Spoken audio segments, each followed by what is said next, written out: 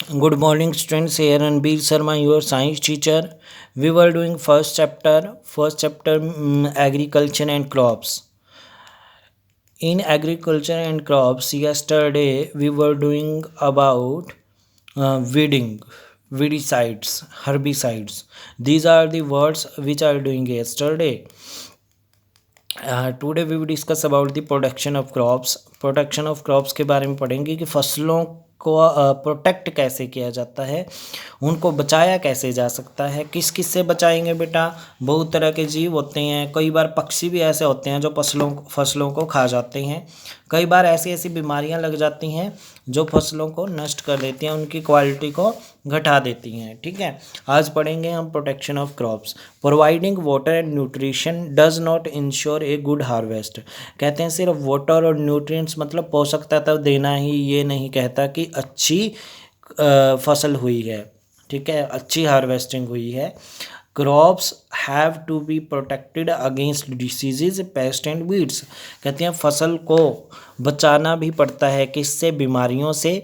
Paste छोटे छोटे कीट होते हैं उनसे, वीड्स मतलब जो उनके अंदर पौधे वगैरह उग जाते हैं नेसेसरी, उनसे। ठीक है, crops plant in the fields are attacked by a number of diseases.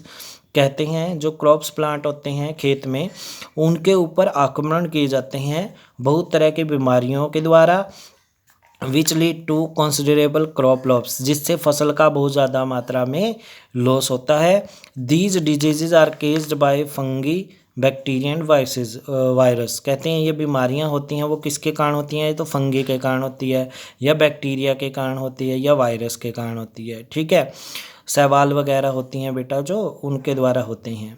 ठीक है, फंगाई क्या होती है? शैवाल, bacteria, viruses. These disease reduce the quality and quantity of the product. कहते हैं ये क्या करती हैं, जो हमारी फसल होती हैं उसकी क्वालिटी, किस्म और क्वांटिटी, जो उसकी मतलब ज़्यादा मात्रा में है तो कम मात्रा में होगी। क्वांटिटी का मतलब होता है कितनी मात्रा में है, मात्रा उसकी और उसकी किस्म दोनों घटा देते हैं। These diseases get transmitted through seeds. कहते हैं ये डिजीजेज किसके द्वारा ट्रांसमिट होते हैं? बीजों के द्वारा। तो अच्छे बीज बोने चाहिए पहले तो। एयर हवा के द्वारा, सोइल मिट्टी के द्वारा, और थ्रो इंसेक्ट, और इंसेक्ट होते हैं जो छोटे छोटे कीट होते हैं उनके द्वारा ये जो बीमारियां हैं एक जगह से दूसरी जगह पर ट्रांसमिट की जाती हैं। ठीक है, some diseases are transmitted through seeds. कहते हैं जो सीड के द्वारा ट्रांसमिट होंगे डिजीजेज किसके अंदर? क्रॉप्स के अंदर, उनको क्या बोलेंगे? Seed borne diseases. उनको क्या बोलेंगे? Seed borne diseases. कि बीज के द्वारा जो पैदा किए गई बीमारियां हैं वो बोलेंगे उनको। Other are soil borne and air borne. दूसरी कौन सी टाइप की हो सकती हैं? सोइल बोर्न और air borne. Before sowing seed are treated with fungicides. कहते हैं बीजों को बोने से पहले उनको किसके साथ ट्रीट किया जाता है कि उसमें फंगिसाइड्स तो नहीं है। अगर फंगी वगैरह है तो उसको वॉश किया जाता है अच्छी तरह से, ताकि उसमें फंगी ना रहे। अगर फंगी रह जाती है तो बीज इतना अच्छा क्वालिटी और क्वांटिटी नहीं देगा।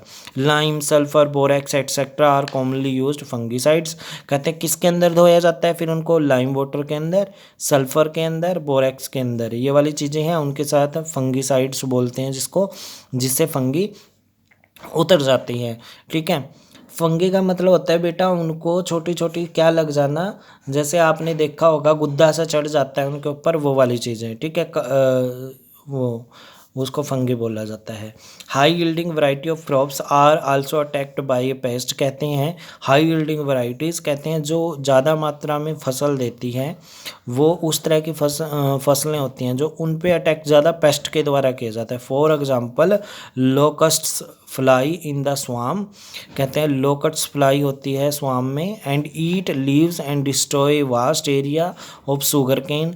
कहते हैं जो गन्ना होता है वहाँ पे होती हैं locusts fly.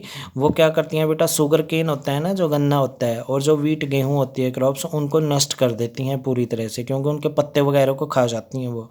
Other insect such as stem borer bore holes in the stem and terminate eat roots. कहते हैं कई इंसेक्ट ऐसे होते हैं जैसे गन्ने में क्या करते हैं बेटा? होल कर लेते हैं, और होल करके उसकी जड़ों में चले जाते हैं। जड़ों में जाकर जो गन्ना है बेटा पूरा का पूरा गन्ना खराब कर देती हैं, रेडिश कलर का हो जाता है जो गन्ना होता है। 10% ऑफ आवर क्रॉप्स, जो हमारी 10% क्रॉप्स होती हैं इज़ डिस्ट्रॉयड, वो नष्ट की जाती हैं। 10% नष्ट होती है बेटा, सारी नष्ट नहीं होगी। 10% हिस्सा डिस्ट्रॉय हो जाएगा बाय द पेस्ट। छोटे छोटे जीव होते हैं जो उनके द्वारा। Paste include insect and rodent, कहते हैं पेस्ट में क्या आ जाती हैं, छोटे छोटे इंसेक्ट, कीट आ जाते हैं। और खेतों में चूहे जैसे दिखने वाले क्या होते हैं, कुछ चूहे ही लगा लो, वो चूहे जैसे दिखने वाले क्या होते हैं, जीव होते हैं, तो उनको रोडेंट बोला जाता है बेटा। क्या बोला जाता है, रोडेंट। वो भी क्या कर देते हैं, फसलों को खराब देते हैं, उनकी जड़ों को खोद देते हैं बेटा। जड़ों को खोद दिया तो पौधे होएंगे ही नहीं।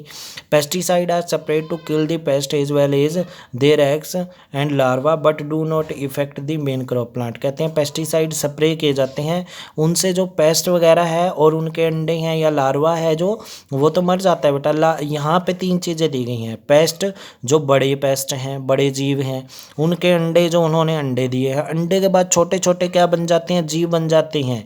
पेस्ट और अंडे के बीच की स्टेज होती है जो, उसको लार्वा बोलते हैं। क्या बोलते हैं, लार्वा। लार्वा भी खत्म हो जाता है, पर इससे फसल खत्म नहीं होती, सिर्फ ये 3 चीज़ें खत्म होती हैं।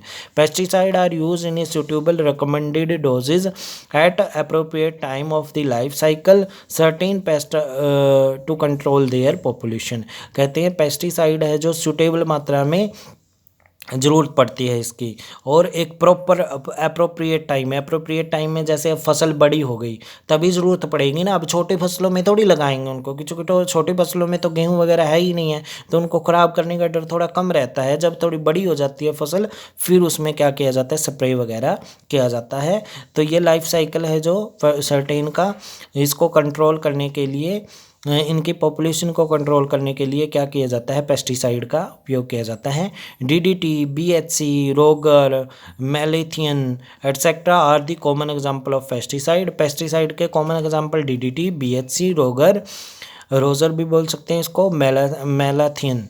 मैलाथियन होता है some of the common fungicide. Fungicide याद रखना कौन कौन से हैं, ये तो थे हमारे पेस्टिसाइड, ये कौन से हैं, हमारे फंगीसाइड। कल मैंने क्या करवाए थे तुमको, वीडीसाइड करवाए थे। क्या करवाए थे, वीडीसाइड। वीडीसाइड अलग चीज़ है, पेस्टिसाइड अलग चीज़ है, फंगीसाइड अलग चीज़ है। तो इसके लिए क्या करेंगे, सल्फर का अभी बताया था मैंने पीछे, किस किस का करेंगे, सल्फर का, बोरेक्स का, और किसका उपयोग करते थे, लाइम का। तो यहाँ पे याद रखना S31, M22, Z78 etcetera are the some method to protect the crop from diseases are the soil treatment, कहते हैं मिट्टी की अच्छी देखभाल के लिए इन बीमारियों को क्या करना है, हमें हटाना है।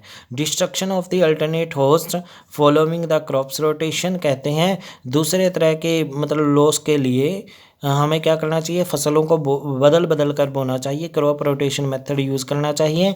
प्रॉपर सैनिटेशन, प्रॉपर उनकी सैनिटेशन होनी चाहिए, बीमारियों से उनकी देखभाल होनी चाहिए। Sowing of the disease resident variety, कहते हैं बुआई के दौरान जब बो रहे हैं, of the disease resistance variety, तो हमने उस तरह की वैरायटी के सीड का उपयोग करना चाहिए जिसमें डिजीज नहीं है, जिसमें डिजीज से लड़ने की क्षमता है। रेजिडेंस मतलब रेजिस्टेंट, मतलब डिजीज से लड़ने की क्षमता हो, ऐसे बीजों को बोना चाहिए।